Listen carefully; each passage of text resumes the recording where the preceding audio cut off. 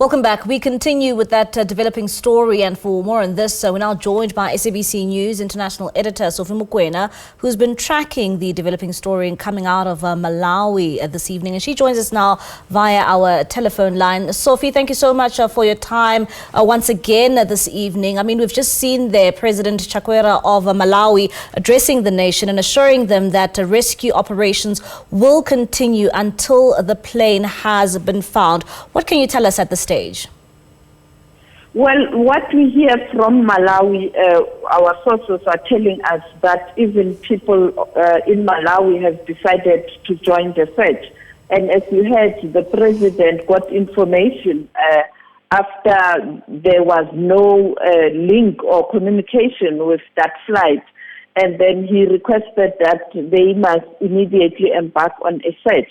But he got information or update around 3 o'clock. And then the statement was released at 5 o'clock and now addressing the nation at 11 p.m. And therefore, I mean, the sense of urgency, that's what people are asking for. You know, I just indicated earlier on that with Kenya, when that helicopter crashed, we got information on time, and the Kenyan authority were updating information hour by hour. And the same with Iran.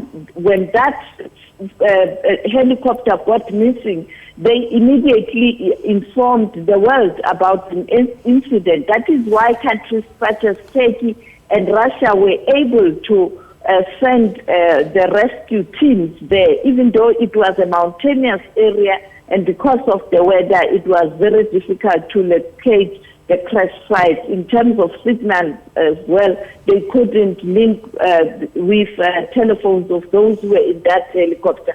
Now, the question here is, I mean, when you look at 10, 3, 5, 11, and secondly, he pointed out that he has received messages from international community, particularly countries such as UK, US, and Israel. The question is, did he ask for assistance in the SADC region, his neighbor, you know, all the neighboring countries, you know, and I can assure you there are countries in the SADC region who have capabilities, including the drones. A country like South Africa, we have companies that are manufacturing drones here in South Africa, in Pretoria. So I'm just saying, yes, well and good, US, UK, Israel. What about the SADC region, the neighboring countries? Because it will be much easier for them to fly in quickly. In some countries, it will even take 45 minutes. Now, if you wait for the Americans, how many hours? If you wait for UK, how many hours? If you wait for Israel, how many hours? And I think the fact that he doesn't mention assistance that he's getting from the SADC region, this is a real problem, because we expect the SADC region to support each other. There's an organ on politics, defense, and security. And because this was a vice president, you would even think that he will quickly call the chair of the organ on politics, defense, and security. That is Hakainde Chilima in Zambia. Hakainde will then get in touch with all the heads of state and government, seek assistance. The same with Angola, the current chair of SADC. And therefore, I think, I don't know. That's my view. Maybe I'm missing something, but I think the SADC region has got capacity and Sophie, to assist with the search. And Sophie, I was about to come to that. I mean, I heard him there talking about, the help that they are receiving from first world nations, but no mention there as well from the SADC region. I mean, what do you make of it? Why wouldn't he first reach out to his SADC counterparts before he reaches out to the likes of the US for assistance in this nature? Maybe it's the trust issues, because, these neighboring countries, sometimes they do pretend as if there are no issues when there are issues. And, but for me, what is strange is that Malawian troops are currently were in Cabo Delgado, you know, and they were in the DRC. They are in the DRC as part of the SADC contingency. And therefore, I think, I think he's missing an opportunity to quickly get assistance from SADC. And I'm saying, you know, Mbali, I know I've visited a company in Pretoria, in Centurion, that is manufacturing drones. South Africa has got capability. You know that with Iran, they had to use drones to get to the crash site. And I think even here, if they did request help earlier on and the drones were sent, or the other military around SADC were able to send their capability, I think by now the story would have been different, because as I pointed out, countries such as Angola, they are very good in terms of military capability and precision. The same with the South African Defence Force.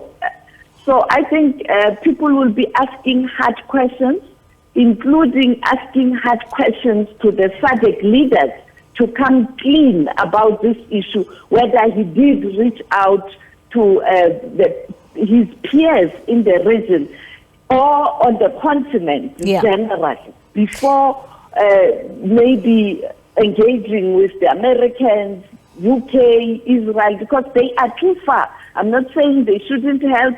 They must help, but remember, it's better to get to a nearest hospital if you need medical attention. You can't drive 5 hours to Bloemfontein to get medical help, and unless Sophie, you have a plane to fly to that particular hospital. So that's what I'm arguing, that SADC has got capacity. 10 a.m. Now it's dark, and the weather also is bad. And you keep on making reference, I mean, to the likes of Kenya and the likes of Iran, who've also experienced such problems. And one would ask, what can we learn from the likes of Iran as well as Kenya in terms of how they dealt with this kind of a situation? Sense of urgency. Much as Kenya was not able to save lives of those who perished in that helicopter, but communication was very quick. The same with Iran. Much as they were not able to save the lives of those who perished in that helicopter crash, information was there. I mean, we reported the story from 5 o'clock p.m. and the incident had happened, I think, around 2 or 3. And the whole night there was information until such time, early hours of the morning the next day, they were able to locate the site. And I think that's what you have to learn. Be aware that if you delay, you are delaying help. In other words, even people whose lives can be saved, now they will be in danger because it's cold and maybe they are injured. And therefore, if you don't move with speed, you are just going to have a disaster. My sense of urgency, and with military, we talk about military precision. You expect the military to have sense of humor and just tell the president, please ask our neighbors to come and help us. We don't have capacity. We don't have the capability, if that was an issue.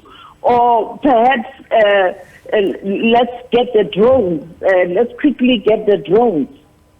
All right, Sophie, thank you so much for that update and for your time this evening. That's our international news editor, Sophie Mokoena, there, just giving us an update in terms of that address we have seen from the Malawian president, of course, talking about that missing plane. Of course, on that plane was the vice president of Malawi,